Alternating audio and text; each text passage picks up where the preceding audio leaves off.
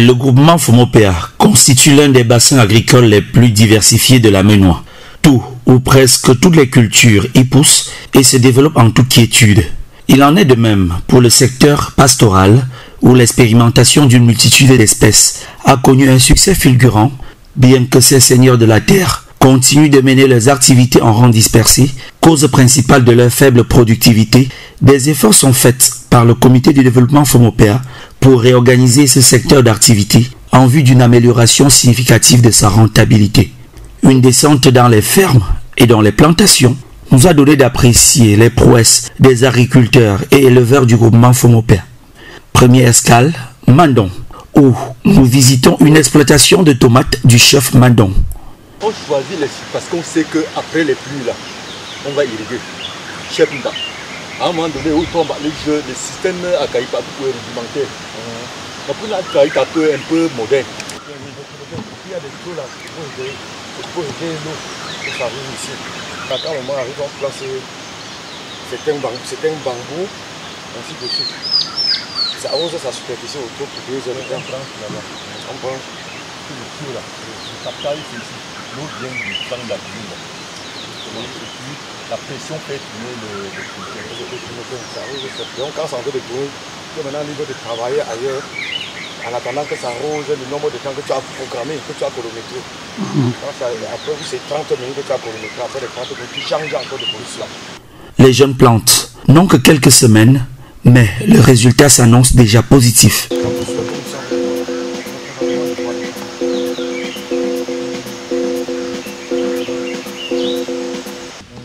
Très vigoureux. Ils sont ceux-là qui sont plus hauts comme ça, dans les premiers plans.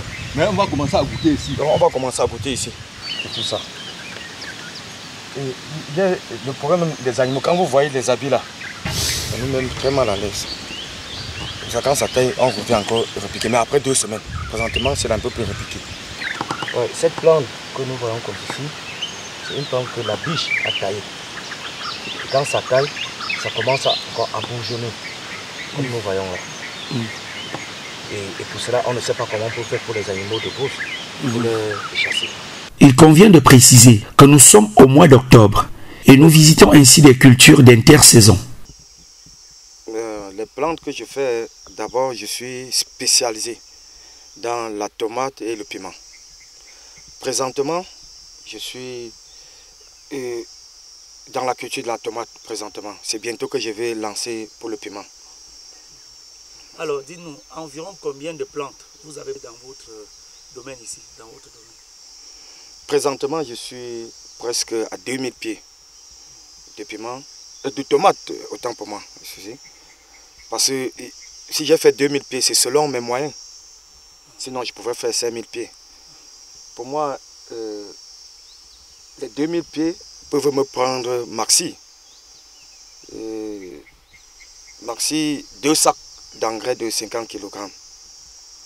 Et pour le suivi en fongicide et en insecticide, ça pourra me prendre peut-être 20 kg de manette de fongicide jusqu'à la fin, jusqu'à la récolte.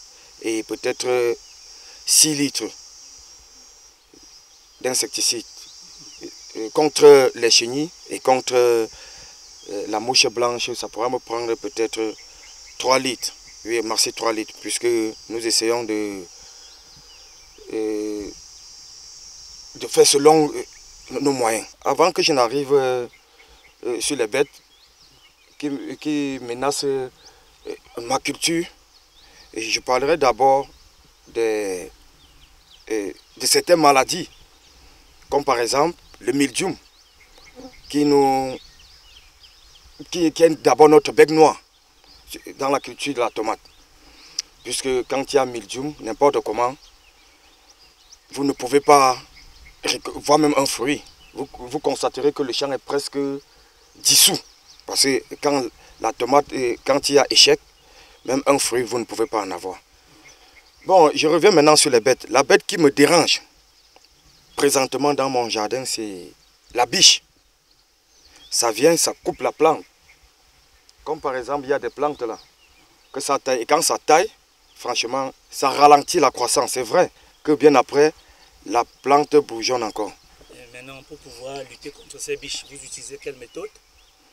J'essaye de mettre, de faire le truc, c'est une méthode traditionnelle.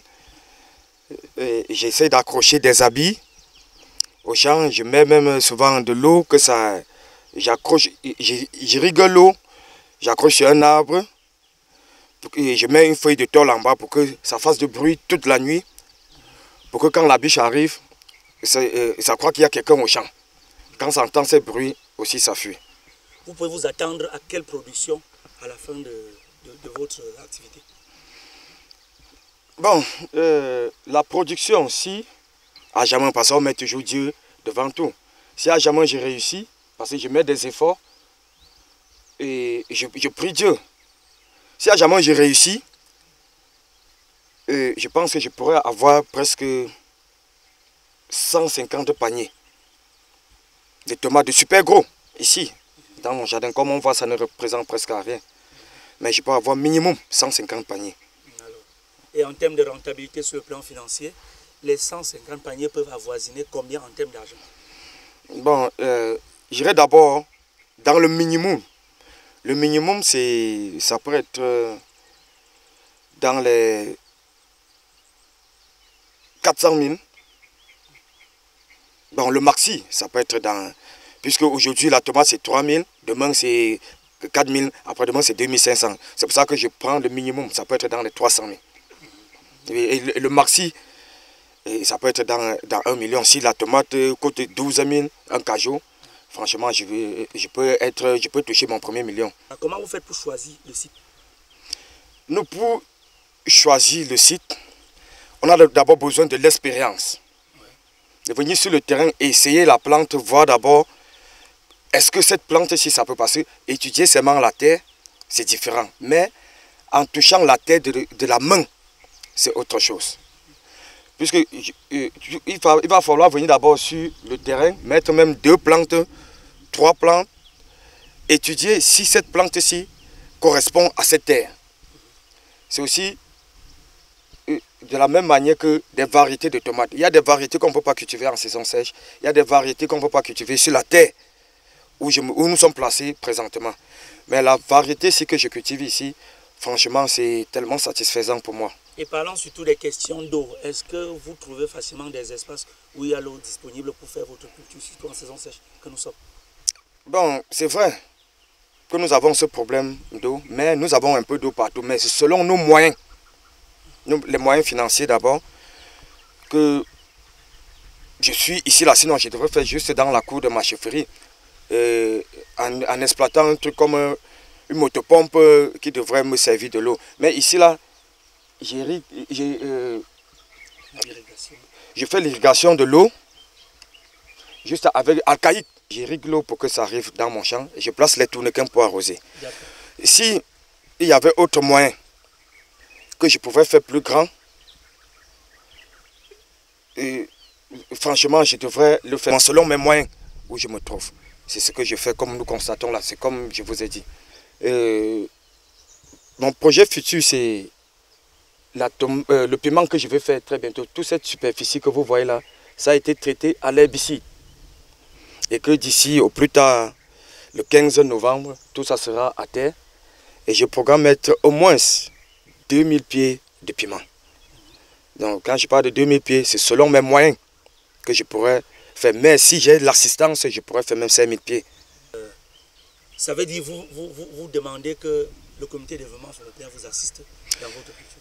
Oui, s'ils ont la bonne volonté de nous assister, franchement, ça nous fera plaisir. D'accord. Merci beaucoup et courage dans vos activités. Merci, je vous remercie d'avoir sacrifié un peu de votre temps pour arriver ici, là, dans mon petit jardin. Oui. Toujours à Madon, nous explorons une plantation de gombo. Les plants bien grands ici renseignent déjà sur ce que les récoltes vont bientôt commencer.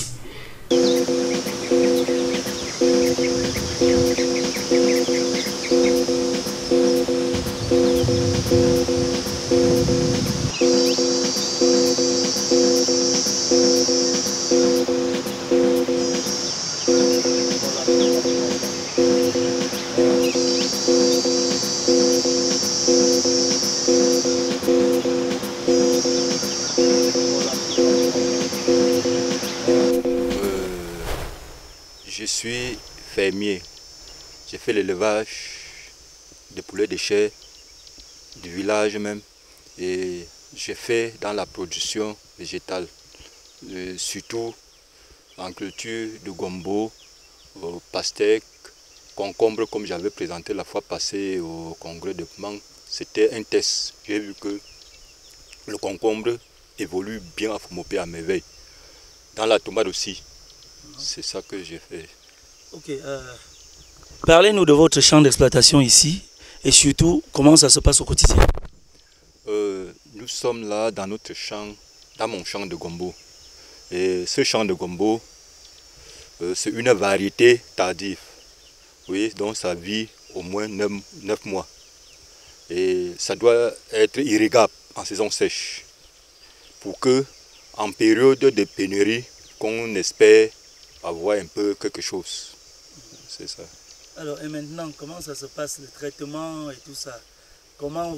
Quels sont les moyens que vous mettez à contribution pour que ces plantes évoluent comme on voit? Oui, comme vous voyez ces plants-là, le traitement n'est pas exact, faute de moyens. Parce qu'à l'heure-ci là, on devait déjà donner des engrais. Il n'y a pas encore des engrais. Vous voyez les feuilles pareilles. Comme la feuille ici, les feuilles comme ça, c'est parce qu'on n'a pas traité à fond. Manque de moyens de traitement fongique. Et c'est ça qui nous met un peu mal à l'aise. Mais nous faisons avec en hectare. Comme vous voyez la superficie, la superficie entièrement irrigable en saison sèche. Pour un hectare de gombo, par exemple, il nous faut environ 8 sacs de fientes de poule, 4 sacs d'engrais. Et le gombo ne exige pas trop en fongicide. Donc 4 kg de fongicide, ça va. Et 4 litres d'insecticide, ça va, puisque le traitement du gombo, c'est une fois par semaine. C'est pour ça que nous faisons un peu ça. Oui, à côté de ça, est-ce qu'il y a d'autres menaces? Est-ce qu'il y a les menaces du genre vol ou bien des bêtes sauvages qui viennent détruire vos plants? Ici, ce que nous avons peur le plus, c'est les bœufs. Parce qu'il y a les éleveurs en colline là. Et les singes rouges. Oui, parce que quand le gombo doit sortir, ils viendront manger. C'est ça qui nous détruit. Cette superficie, c'est environ 1000 mètres carrés. Et c'est à la fin de la culture que nous quantifions. Parce que le gombo se récolte tous les 4 jours par semaine. Dans le gombo, le piment, le concombre, la tomate, tout ce que nous faisons, parce que nous, on fait un peu, espérant trouver satisfaction. Okay. Merci beaucoup. Je vous remercie. Ça, c'est quelle variété de haricots? C'est ça disponible en quelle période? Oui, c'est le haricot rampant, rouge, petit grain rouge. Et c'est une culture de cette saison-ci. Parce que si tu rates la saison-ci, tu n'auras pas le haricot durant l'année. Donc le haricot se cultive en saison de septembre en octobre. Oui, et on récolte au mois de décembre, janvier. À côté du gombo, de la patate aussi. Une variété sélectionnée et expérimentée par le cultivateur en question. Ouais, ce n'est pas encore en maturité. Oui, nous allons récolter ça au mois de novembre. Là, on aura des gros, des culs. Ok, ça sort d'où cette variété-là? Il y en a beaucoup. Okay. Bon, je suis un passionné de l'agriculture. J'ai vu cette semence qui vient de Pernambuco. Bon, j'ai aussi essayé comme ça. Pour voir si ça peut donner à Fomopé. Et est-ce que ça a réussi maintenant? Oui, je vois que ça a réussi. D'accord. Ici, en plus d'autres méthodes de dissuasion des bêtes sauvages qui menacent l'activité, on fait recours au piège pour traquer les récidivistes. Ça, c'est un piège que ça prend l'antilope. Et l'antilope avait cassé ça. C'est ça que ce n'est plus opérationnel. En plus de la maraîchère, l'on retrouve aussi la culture vivrière, de la banane plantain.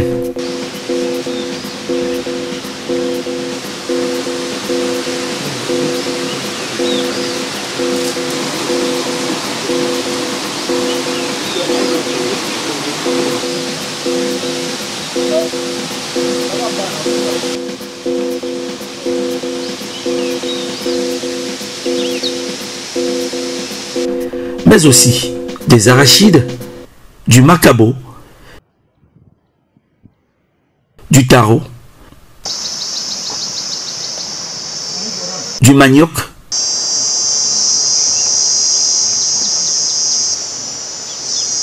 du légume, La plante a sa part, le travail à faire, l'engrais a sa part à faire. du maïs, mais surtout du haricot.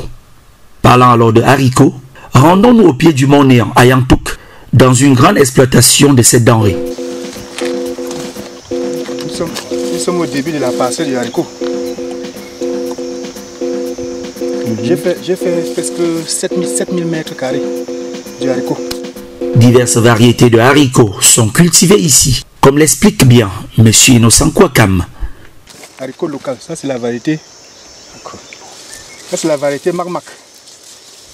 Vous voyez, le rendement n'est pas très bon dû aux fortes pluies qui s'est abattues lors des semaines dernières. Ça a fait chuter beaucoup de fleurs. Et jusqu'à là, nous n'allons pas perdre. La question c'est, quand vous dites Marmac, c'est quoi? Haricot rouge? Rayé. Marmac c'est un dialecte local. Rayé. Ok. Rouge blanc. Non, Marmac. Parce que nous avons 4 variétés de haricots que nous produisons. Il y a le Marmac, le merengue, le noir, le haricot noir, le haricot blanc et le haricot blanc. Ici nous sommes sur la parcelle de Marmac. Et aussi jusqu'ici, est-ce que vous avez eu le même traitement qu'ici? Ça veut dire sans engrais chimique? C'est sans engrais chimique. C'est engrais chimique. Ici, les plants ont très bien évolué. La production, elle aussi, est visible. Dans un mois plus tard, la récolte pourrait certainement avoir lieu. S'il faut dépenser, s'il faut apporter l'engrais chimique sur cette parcelle des haricots là où nous nous trouvons actuellement, c'est qu'il me faut beaucoup d'argent et que je n'ai pas. Donc je préfère faire ça bio, simplement. Et vous voyez le résultat. La récolte est prévue pour le mois de novembre. Et je serai capable de produire au moins 3 tonnes. 3 tonnes d'haricots, soit 3000 kilos. Et vous les vendez où? Marché local, Bamendou. Marché Bamendou. Est-ce que vous n'avez pas de clients dans les grandes métropoles comme Douala? Pas encore. Nous sommes à la recherche, nous n'avons besoin. Pourquoi? Vous n'avez pas les moyens pour... Déjà, nous sommes des producteurs. Oui. Nous avons besoin des commerciaux, des gens qui vont nous aider. Oui. Parce que moi, je n'ai pas suffisamment de temps pour me déplacer, aller à Douala chercher le client. Si nous retrouvons vraiment les commerciaux qui peuvent nous aider à chercher les preneurs au niveau de Douala, sur place, nous vendons pour gagner le temps et faire autre chose. 1 kilo peut coûter combien?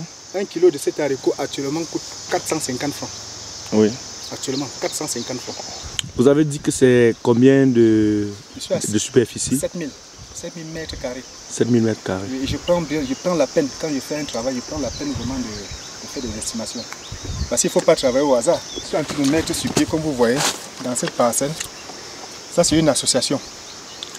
Donc, en plus du haricot, j'apporte des bananes plantées. Est-ce que ça marche, l'association? Vous avez fait des études dessus? Bon, moi particulièrement, nous sommes habitués, on ne fait pas trop d'études, mais après le haricot, le plantain va s'élever.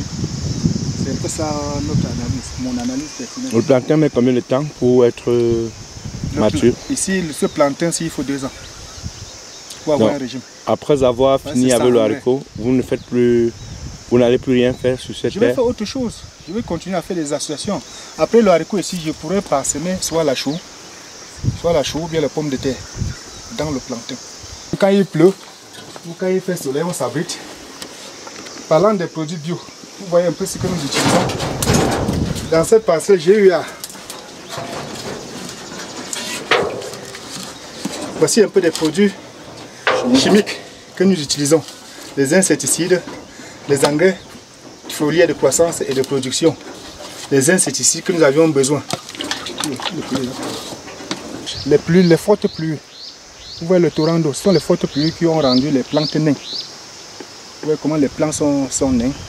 Déjà, vous voyez comment l'érosion a eu à lessiver une bonne partie. Parce qu'il faut calculer la pluviométrie, il faut calculer le temps de semis.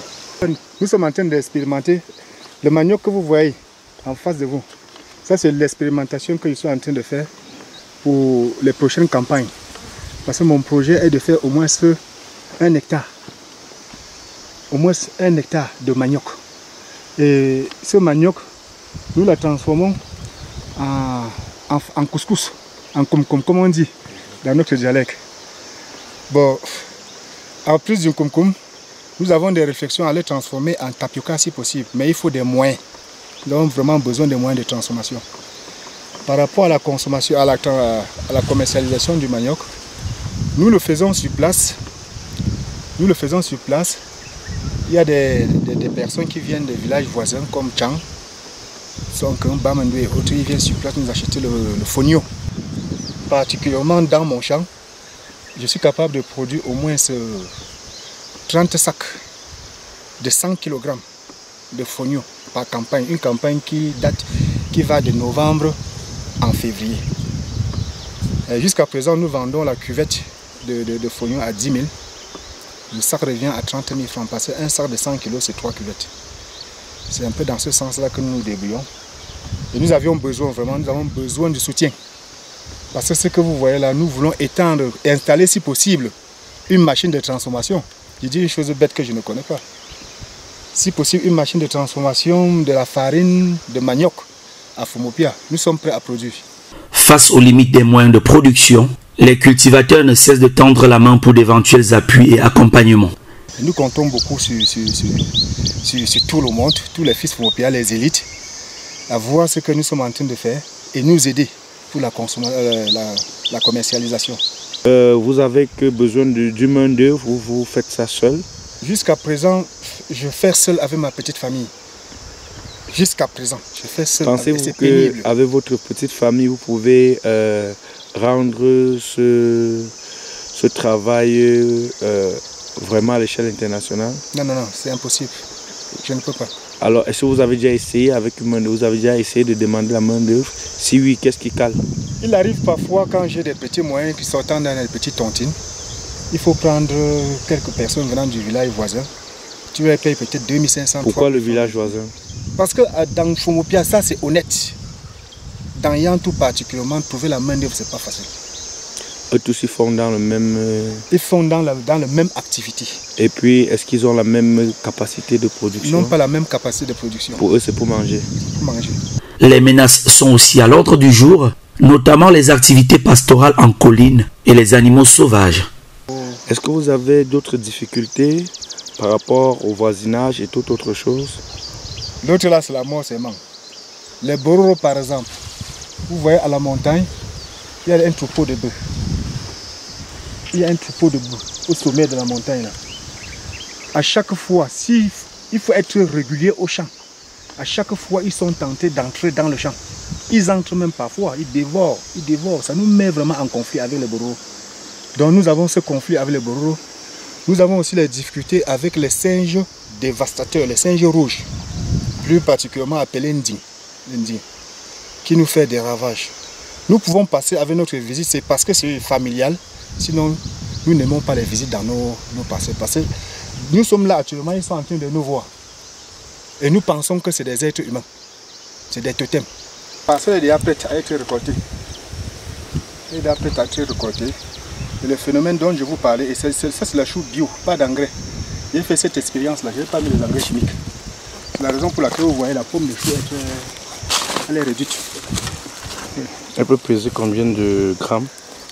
Elle peut peser à moins 400 grammes. 400 grammes.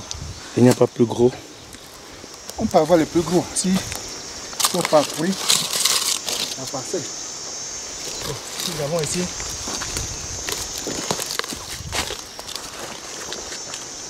nous avons encore aussi une pomme.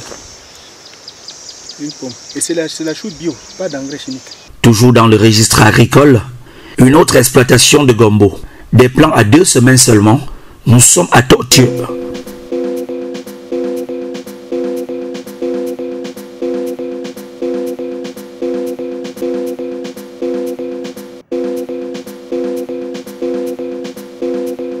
Bonjour, moi c'est Wamba Jean-Pierre, agriculteur de maraîchère. Je fais dans le gombo, comme vous constatez ici, dans le piment et dans le poivron. Actuellement, nous sommes en visite comme ça là, et nous éprouvons des difficultés, comme vous constatez, c'est au niveau de l'arrosage. En gombo, le plus souvent, plus le temps passe, plus j'ai grandi. J'ai commencé avec 10 mètres carrés. Et après, je suis allé à 100 mètres carrés. Aujourd'hui, je me retrouve presque à 3000 mètres carrés sur les parcelles gombo.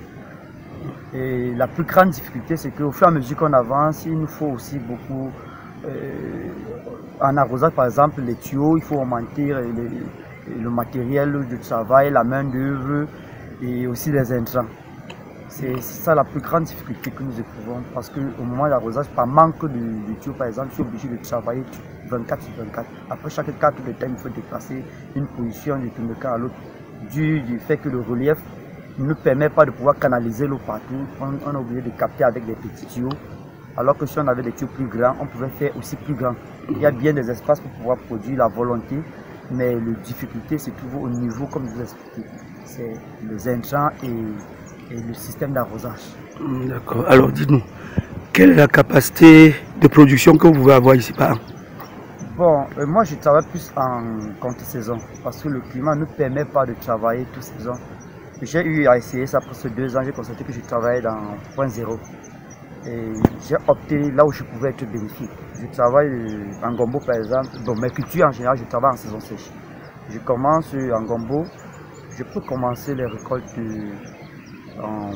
Je plante déjà en octobre, fin septembre, octobre. Je commence les récoltes en décembre. De décembre en février par semaine. Pour ceci, je n'ai pas encore eu à mesurer sa capacité de production parce que tout dépend aussi de la réussite. Le plus souvent, je produis 2 sacs par cueillette, ça veut dire, et je fais 3 fois la cueillette par semaine.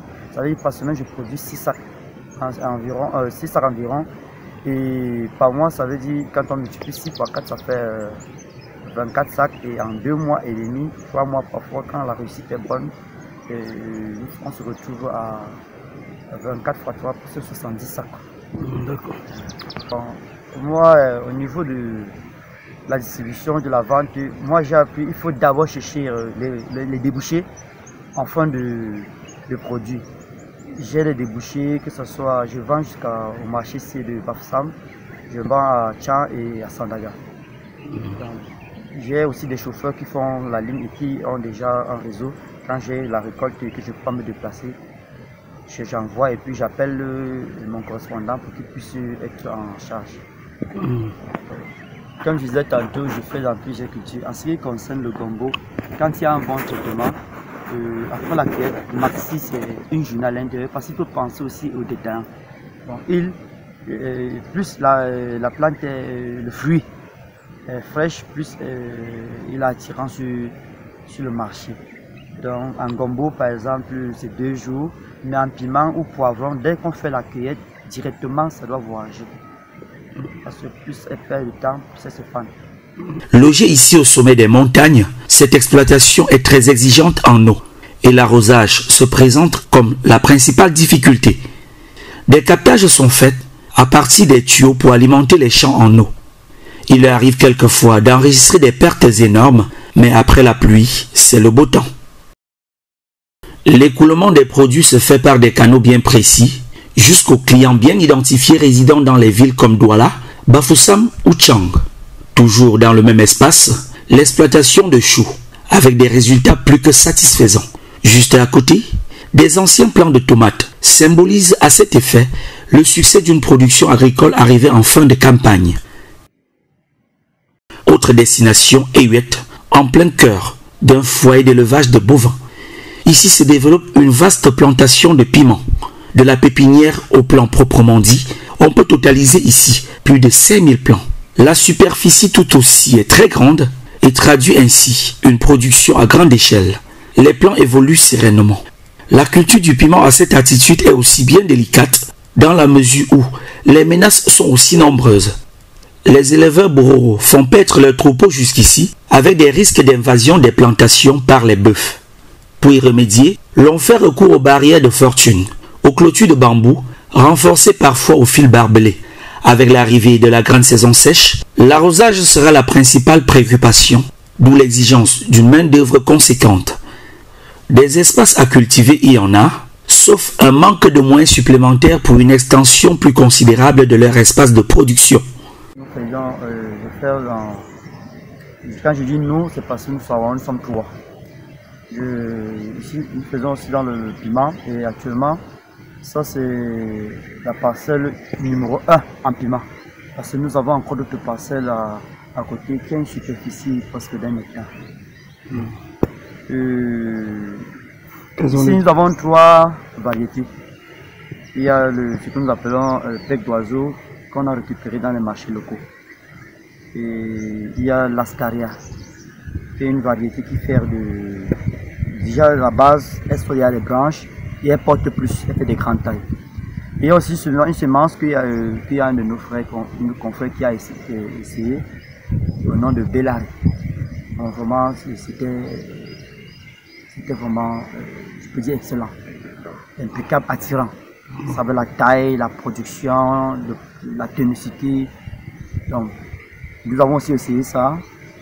Et comme on dit souvent, l'agriculture dépend du climat et du sol où elle se trouve. Mais en espérant qu'elle peut donner, on va faire les efforts. Pendant combien de temps on peut espérer avoir les premières productions? Bon, comme sur cette parcelle, le piment le plus souvent a du G-mois. Nous faisons parfois 1 mois et demi au G-mois.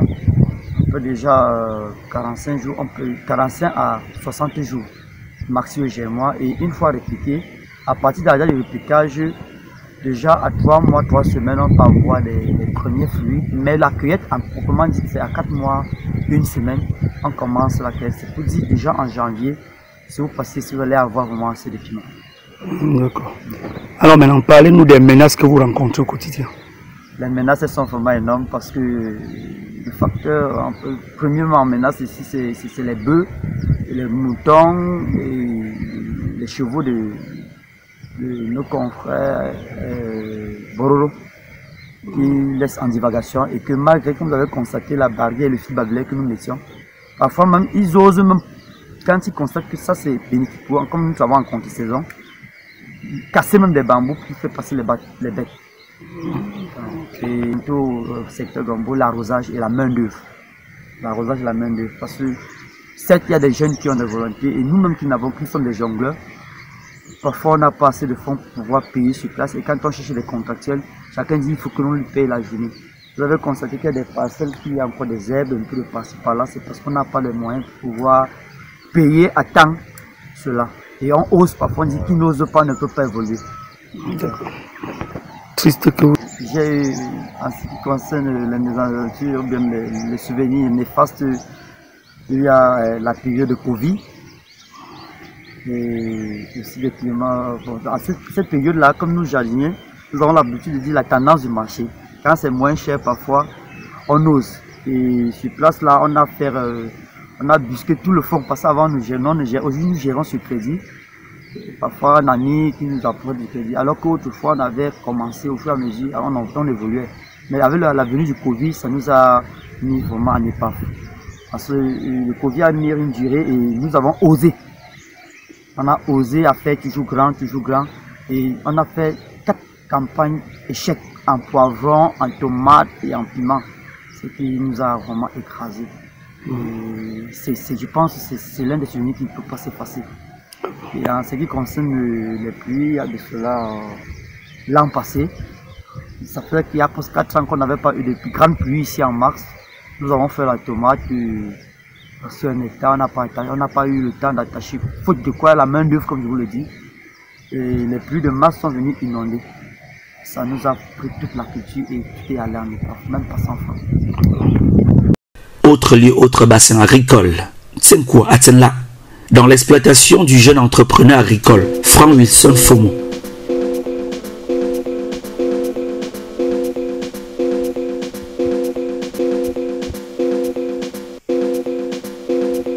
Ici, une multitude d'activités agro-pastorales, à la fois d'expérimentation et de production. Tenez par exemple, voici la laitue, pour des plats de salade 100% bio, made in Fomopea. Du chou, sans additifs chimiques. Du piment également, développé selon un processus de fertilisation naturelle. Je suis Fomo Frank Wilson, comptable de formation et aujourd'hui consultant en agro-pastoral option gestion des projets. Entrepreneur de Eleboyo Cameroun sous le financement de la Banque formé par l'Institut international pour l'agriculture tropicale, IPA. Et je suis aussi entrepreneur reconnu du programme des Nations Unies pour le développement, édition 2021, débuté au Parlement Genève du Cameroun. En fait, dans cette grande exploitation, nous faisons d'un côté l'agriculture, la production végétale. Là, vous allez voir l'agriculture des légumes, donc de la morée noire, l'agriculture du piment, surtout en contre-saison, l'agriculture des choux, et des choux et des gombos. Donc nous faisons une agriculture complexe dans le but de réduire au maximum les risques. Parce qu'à tout moment, on peut arriver sur le marché avec tous les produits. C'est ça l'exploitation. Et dans le deuxième volet, nous faisons dans l'élevage de porcs. Nous avons déjà une vision, nous sommes en train de construire une vision pour l'agriculture, pour la production du poisson d'eau douce, principalement des clarias et des tilapias, des clarias et des cellules. Nous avons préféré faire les légumes, comme tous d'autres produits, qui tendent vers la saison sèche. Juste dans le fait que nous disposons d'un système d'irrigation et tout produit en contre-saison que nous on ne produit pas avec la nature pluvieuse est disponible sur le marché et a un très bon lutter dans ce déficit alimentaire qui court généralement en saison de sèche. Donc c'est ça la vision, c'est ça l'objectif de produire en contre-saison. Vu que nous disposons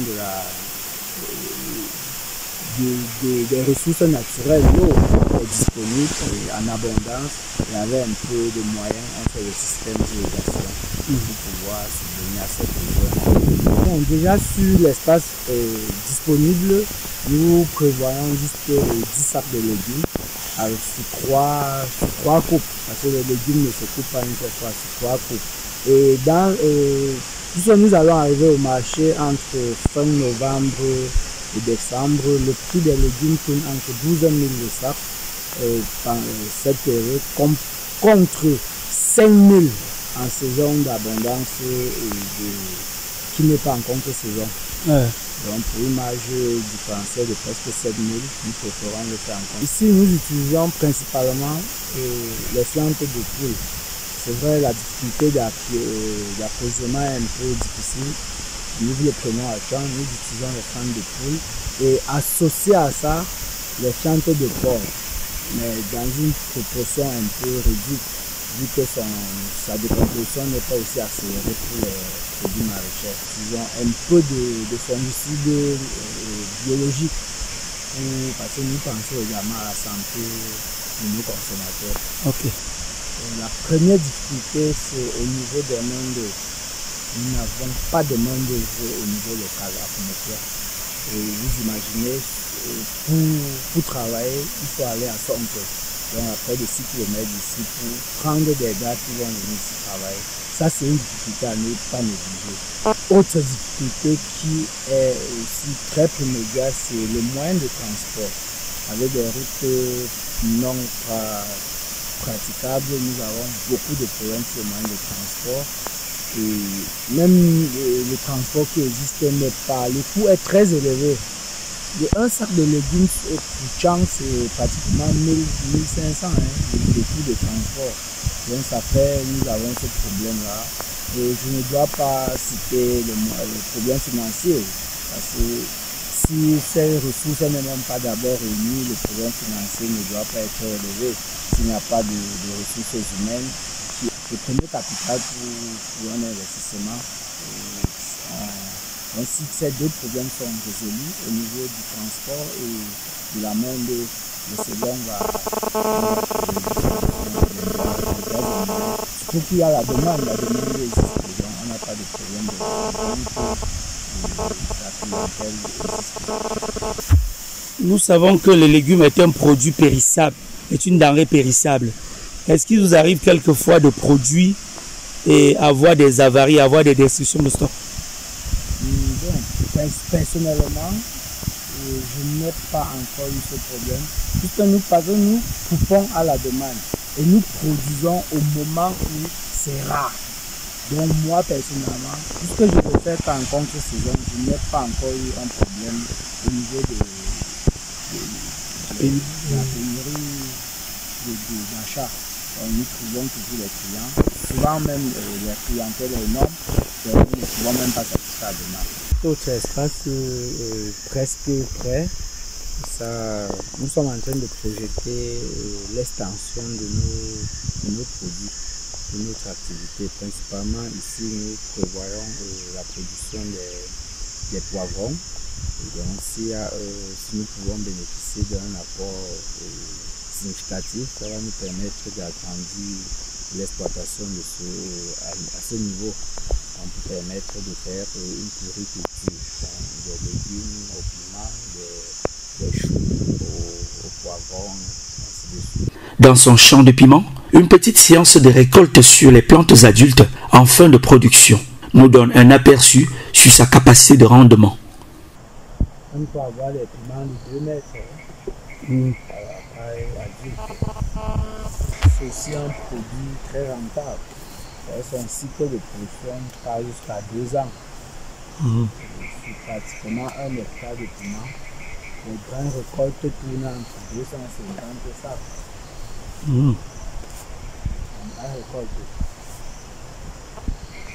Des fruits bien robustes, naturellement mûrs de couleur rouge ou jaune, renseignent à suffisance sur le potentiel agricole du groupement Fomopea.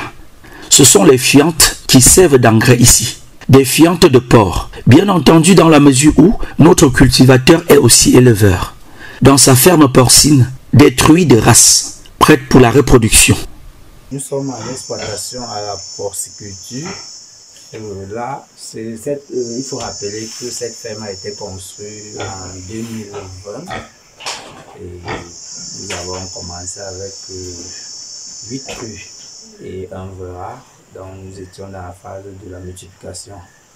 Bon, d'ici à fin 2020, je me suis retrouvé pratiquement à 77 sujets qui étaient de différents âges confondus. 77 sujets. Le plus grand fléau ici réside dans les épidémies de la peste porcine. Il est certain que le jeune éleveur n'a pas échappé à la crise de 2020 qui a décimé plusieurs sujets dans sa ferme. Bon, avec l'avènement de la peste porcine de 2021, j'ai eu à perdre près de 62 sujets. Ça a vraiment fragilisé mon exploitation. Aujourd'hui, à la ferme, puisqu'après ça, il fallait beaucoup prendre du souffle. Ce n'était pas du tout facile parce que c'était évalué pratiquement à plus de 3 800 000 de pertes en valeur financière. Toutefois, après la phase de mise bas de ces sujets reproducteurs actuels, son activité devra continuer dans les bonnes conditions. Donc, ce n'était pas du tout facile. Aujourd'hui, nous avons relancé. Nous avons actuellement à la ferme 6 truies croisées, dont les mises bas commencent probablement le 26 novembre, donc dans un mois. Donc ça va nous permettre de relancer encore l'exploitation, être aussi en production en grande échelle. Donc c'est actuellement le niveau où nous nous trouvons là. Et nous rencontrons principalement les difficultés d'approvisionnement. Parce que imaginez que nous prenons des produits de Tchang pour venir à Fomopea produire, que ce soit en termes de transport, ce n'est pas négligeable. Nous ne disposons pas de provenderie à Fomopea, donc c'est vraiment compliqué d'aller et être à une production pratiquement de 77 porcs. C'est une consommation minimale de 3 tonnes par mois, qui n'est pas aussi négligeable en coût financier. Donc pratiquement dans les 450 000 de dépenses par mois, c'est énorme. C'est un peu compliqué. Le deuxième problème, c'est au niveau de la porciculture, l'investissement en termes de bâtiments coûte excessivement cher. Donc il faut tellement s'engager, s'armer de patience, de courage pour pouvoir s'investir dans ce domaine. Contrairement à d'autres secteurs d'activité, d'autres filières telles que l'aviculture, la production végétale. Donc la production porcine est tellement aussi compliquée. Donc nous avons des problèmes de transport, le problème de financement, le problème de financement et le problème de manque de transport, de disponibilité des intrants. Le processus, déjà, ici, il faut rappeler, le Cameroun a un déficit de porc de pratiquement de 50 000 tonnes par an. Donc, hormis les cérémonies funéraires qui en consomment aussi, un funérail à Fomopé ne peut pas consommer moins de 20 porcs. Et par an, nous en avons assez, une dizaine de funérailles. Donc déjà, même au niveau local, j'écoule tous mes produits. S'il y a la production, la demande est très grande. Autre lieu, autre ferme. Chez M. Paul Kontiachou à Yantouk, il est considéré comme un des plus gros calibres de l'élevage de porcs à Fomopé. Avec plus d'une centaine de sujets majeurs et plusieurs centaines de sujets mineurs, le spécialiste de la santé est correctement ancré dans le métier d'éleveur. Retrouvé dans sa ferme, il nous livre les secrets de son succès dans ce secteur. Ils sont nourris, moi je les nourris. Et ici Ils sont aussi les petits croisés. Ils vont mettre bas en janvier. Et c'est la même race? Oui, c'est la même race. Donc ceux-ci sont plus avancés? Oui, ceux-ci sont avancés. Ceux-ci vont mettre bas à partir de mi-novembre. Vous mettez bas à partir de mi-novembre. Est-ce que vous programmez les clients en fonction, ou bien vous faites la communication autour de ce travail? Ça dépend du croisement. Et voici le tableau. Par exemple, voici un tableau des mise-bas. Et quand vous entrez, vous ne pouvez pas savoir si je ne vous dis pas. Par exemple, ce porc noir, blanc et noir, je le reconnais, moi je peux le reconnaître facilement. Oui. Il est ici. Il a été croisé le 27 août 2023. Il doit mettre bas le 20 décembre 2023. Voilà, ça c'est un exemple. Par exemple ici, aujourd'hui, le 10, aujourd'hui c'est le 20, non? Bon, j'ai croisé un porc aujourd'hui, le 20, voilà. Le porc noir plus et blanc plus là, il est là-bas, je le reconnais. Front blanc, dernier mise bas 10, je l'ai croisé aujourd'hui par le verra marron. Le verra marron est là. Et la mise bas est prévue pour février. Donc, comme c'était aujourd'hui, je n'ai pas encore mis la date de mise bas. Donc, je vais le placer. Donc, voici, ça sont les croisements que j'ai actuellement. On va visiter le deuxième secteur. Pourquoi vous avez sectionné? Non, la section, c'est à cause de l'évolution. Oui. J'ai commencé par ici. Après, j'ai élargi ma ferme au fur et à mesure que j'évolue, malgré les difficultés. Vous pouvez nous amener? Oui, allons-y au deuxième bâtiment. Comme dans bien d'autres secteurs agro-pastoraux, la question des intrants se pose aussi avec acuité, d'où le recours à d'autres moyens d'alimentation parallèles. La plus grande difficulté actuellement, c'est l'intrant. C'est l'intrant, c'est-à-dire quoi? C'est tout ce qui contribue à leur alimentation et à leur santé. Pourquoi il y a une difficulté au niveau des intrants, puisque ce sont des choses qui se vendent, la rareté, le transport ou bien? D'abord, il faut déjà avoir des financements. Il faut déjà avoir les moyens pour acheter. Prenons l'exemple, actuellement sur le marché, vous avez un sac de son de soja à près de 26 000 francs. Le sac de son, Dieu merci, à notre niveau, nous avons notre Foué Ngap qui nous a beaucoup allégé la tâche à son niveau. Mais les autres intrants, vraiment, ce sont les yeux de la tête. Un sac de soja à 26 000, un sac de concentré à près de 18 000 francs, le calcaire, le coton, le concentré, tout ça, ce sont les intrants qui servent à faire la composition de l'aliment des bêtes. Ajouter à cela aussi, il y a leur santé. Il faut aussi apprendre à connaître vos bêtes. Parce que Quand vous ne les connaissez pas, aujourd'hui, ils sont là. Demain, vous pouvez revenir trouver qu'il y a des têtes qui sont tombées. Donc, il faut connaître la bête quand il consomme, quand il se repose. On doit connaître, même à travers ces déjections, on doit faire attention. Et quand vous constatez qu'il y a un problème qui ne va pas, il faut intervenir aussitôt. Il est aussi évident que cette réussite passe également par un suivi méthodique des règles de soins et d'alimentation des bêtes. Est-ce que vous avez l'assistance de votre chef de poste agricole et autre chose par rapport au suivi? Disons qu'au niveau de la délégation d'arrondissement de Fouquet, il y a le délégué départemental qui de temps en temps nous donne des conseils pour la réussite dans nos activités, surtout quand vous faites recours à elle. Donc des conseils. Et dans ces conseils, la principale, c'est l'alimentation et c'est l'hygiène de la porcherie. Est-ce que Fomopia n'a pas un chef de poste agricole?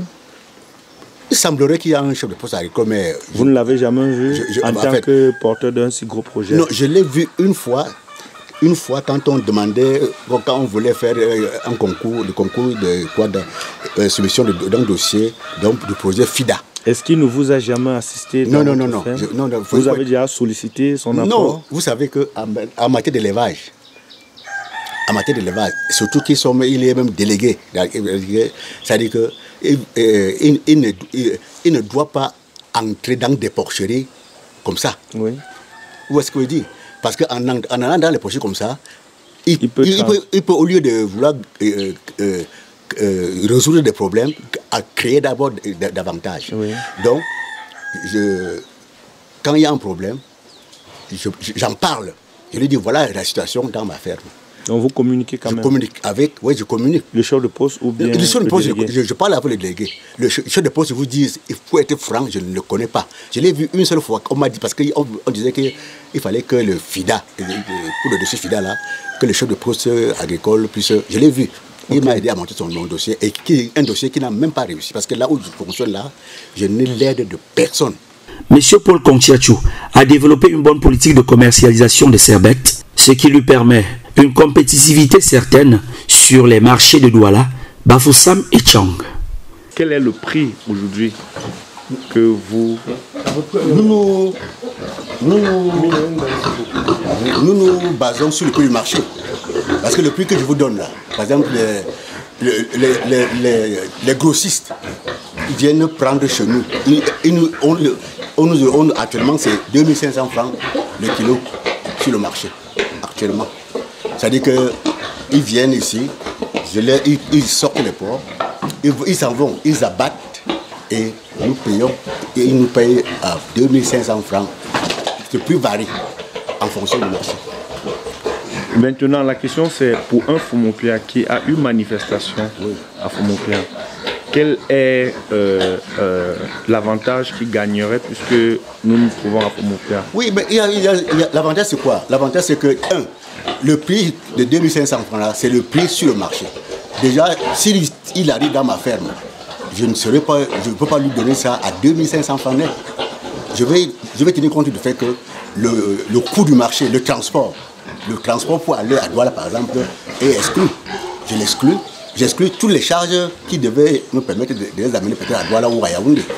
Et donc, ce qui fait que son prix pourra tourner autour de 2000-2200, comme ça, pour pouvoir couper court. Merci déjà, je le dis parce que il faut bien que la population soit au courant que vous pouvez le faire pour Fomopia. Et je leur ai dit déjà, que ne dites pas que le porc est cher. Si vous avez une activité qui vous tient à cœur, venez chez Papa Paul, vous posez votre problème. Si vous n'avez pas assez suffisamment d'argent sur place, je peux vous dire, bon, le porc là, ça fait tant. Il dit que vous dites, bon, pour cette cérémonie, je n'ai que ça. Si nous avons entendu sur le prix, vous donnez ce que vous avez à donner et vous vous engagez à nous payer le reste. Si vous êtes au village. Ok. Voici l'exemple de porc au sauvage. Ça fait 2 mois aujourd'hui. Tu les vends ou bien je les vends. Je les vends et puis, quand ce n'est pas acheté, j'engraisse. Ceux qui veulent acheter pour aller engraisser ou bien pour aller croiser, je les vends. Ceux qui veulent acheter pour aller aussi engraisser uniquement, je les vends aussi. Donc c'est une marchandise en vente. Est-ce que vous programmez les clients en fonction, ou bien vous faites la communication autour de ce travail? Ça veut dire s'il doit avoir mise au bas par exemple. Comment avez-vous décidé pour ce grand projet? Bon, comment est-ce que j'ai décidé? À l'aube de ma retraite, c'est-à-dire en 2005, je devais prendre ma retraite en 2007, j'ai constaté que je ne pouvais plus continuer à rester au niveau des villes, et j'ai décidé à partir de ce moment-là qu'il faudra que je me lance dans l'élevage porcin. Et une fois cette décision prise, les 2 années qui me restaient entre 2005 et 2007, j'ai commencé par lancer un début d'élevage avec 2 truies et un verra. Alors, cela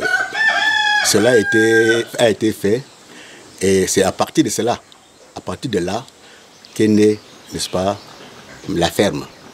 Je vous précise que les souches premières qui m'ont permis de démarrer cette activité sont issues de l'irade d'un colbuisson à Yaoundé.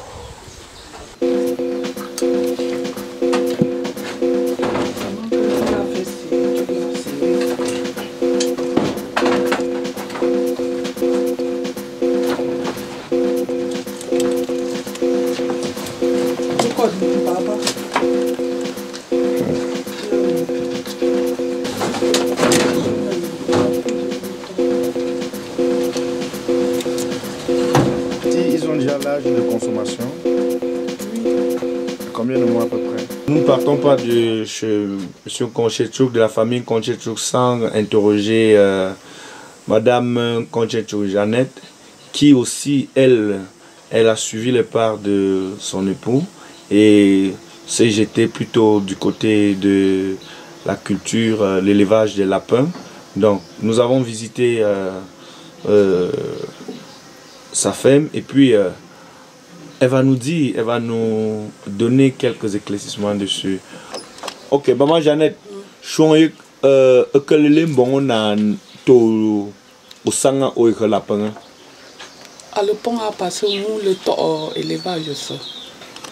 Élevage lapin li pont a mamouto élevage ça pour 2 lapins. Mbundi mbumanga mama hiba ne lapin a ya passé ngunga scout. Nze shonga no at femme mbu wo. Benja anyong tuksa na shinja asa 8-4 ndinga bon. Après ton produit pour la moelle scout. Mbu hibo mbu che lapin.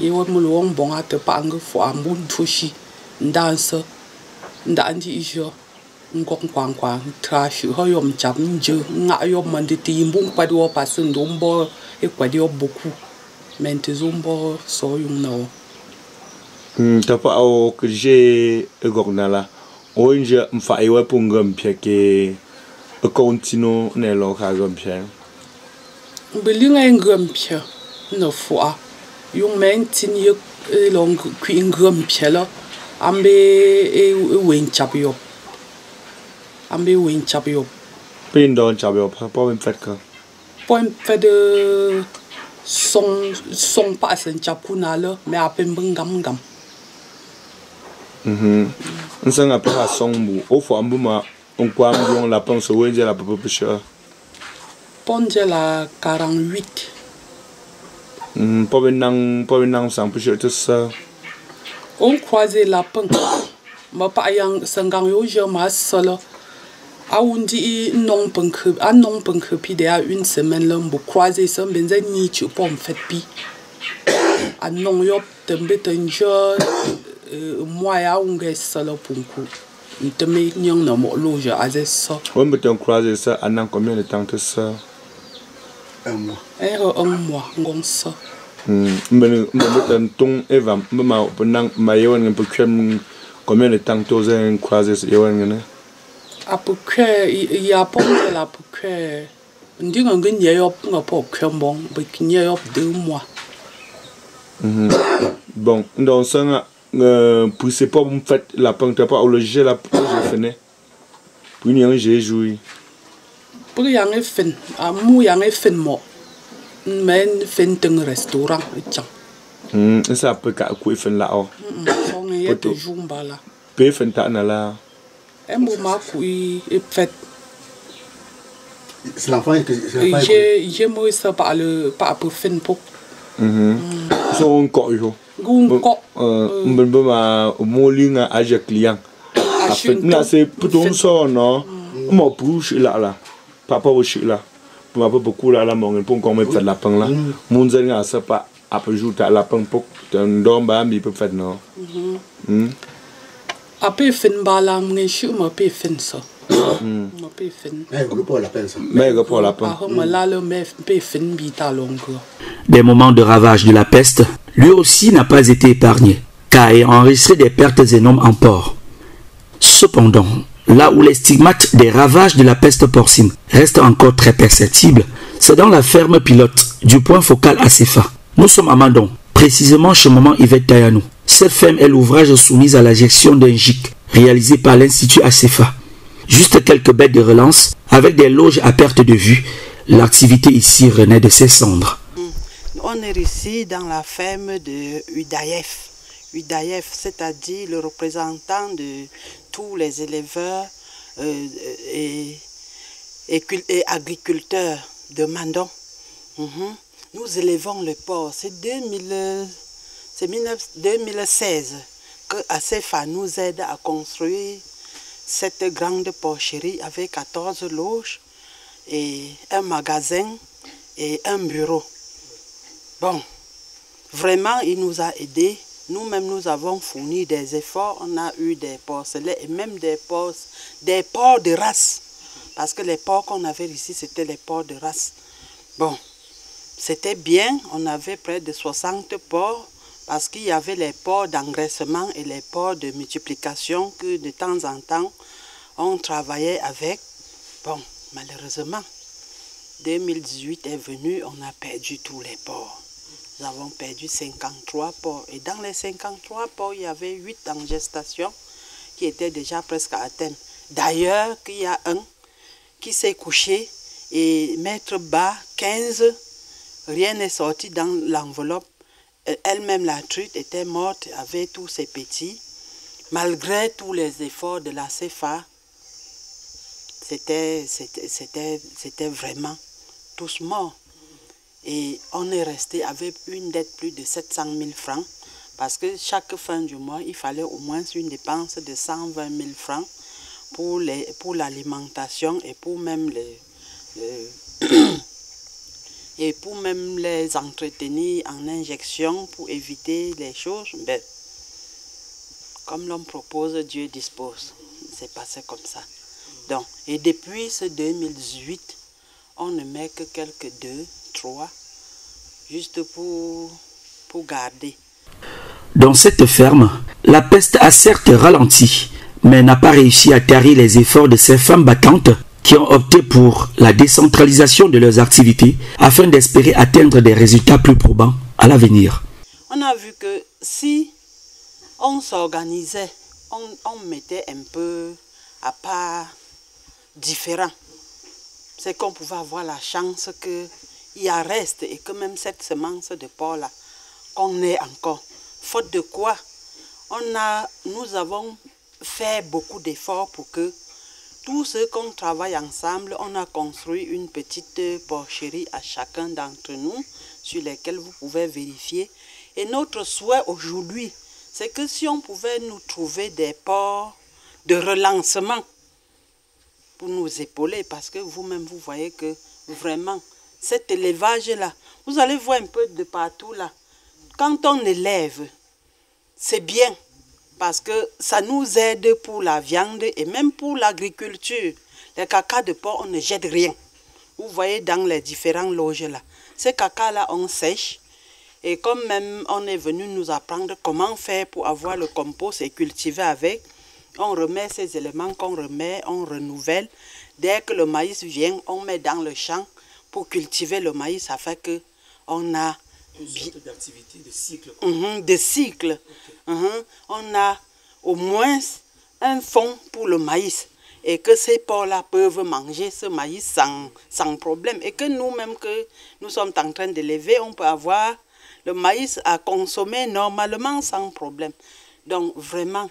Donc il y a comme une sorte de cycle où les fientes du porc nourrissent le maïs, et ces nourrices servent à l'alimentation du porc. Voilà. Ah, d'accord, je comprends. C'est comme ça qu'on fait. C'est pour ça que vous voyez là, nous tous qui élevons, et on a pris la formation à partir d'ici, personne ne jette aucun débris de porc. Les débris de la cuisine partent à la porcherie, de la porcherie, on remet dans les trucs, dans les champs, pour avoir encore, ça rentre encore, pour permettre que s'il y a encore une souche qu'on peut nous donner aujourd'hui, c'est qu'on va mettre un peu dans les seins.